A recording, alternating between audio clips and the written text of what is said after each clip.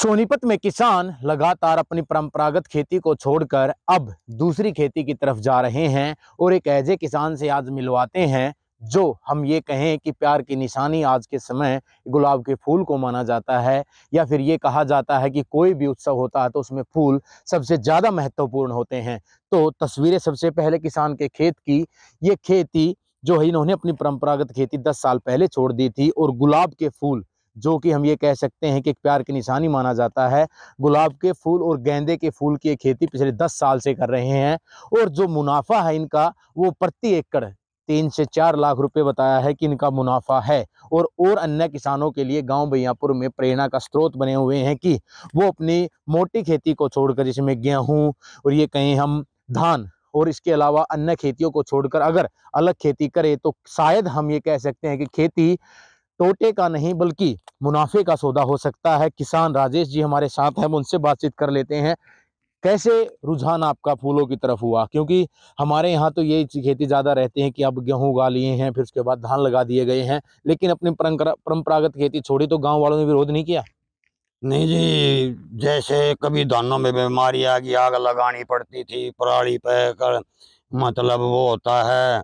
और इसमें रोजाना की बचत से अपना गेंदे का खुद बीज बनाया, खुद अपने गुलाब की टहनी की कटाई करी और मैं खुद ही लगा लेता हूँ। ना गाजीपुर या ना वो गंगानगर से कहीं से भी मैं पेड़ नहीं लेता, ये मेरी खुद की कलम बनाई हुई है। खुद का गेंदे का बीज बनाया हुआ है, 1.5-2 लाख के करीब का तो गेंदे का हो लिया। और अब को गुलाब 40-50 हजार का हो लिया। 6-5 महीने अभी मैंने लगाए हुए हैं। और ये गुलाब की तो को 10 साल के करीब की खेती है।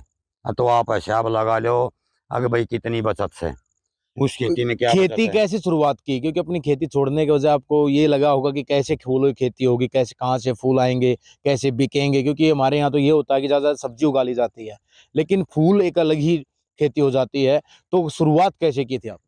जैसे जी, एक तो हमारे गांव के नज़दीक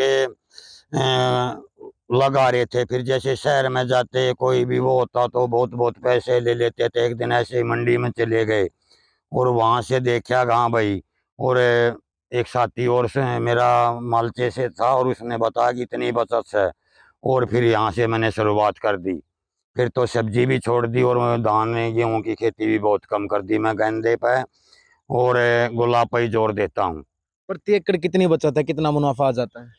जी, मौसम के उसमें भी कई बार मौसम मार गिर देता और लेकिन फिर भी गेंदे में अब की बार मेरा 1.5 लाख का जिस खेत में खड़ा हूँ वो हो चुका है।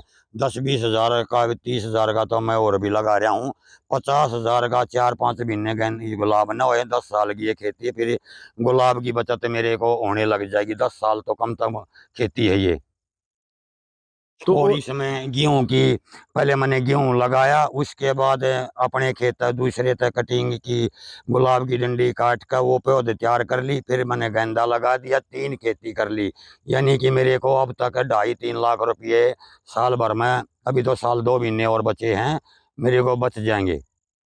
और अन्य किसानों को क्या कहना चाहिए? मैं तो भाई सबको चाहूँ कि भाई इस मोटी खेती की बजाय अपना जो छोटे जमींदार हों तो जरूर आए इसमें।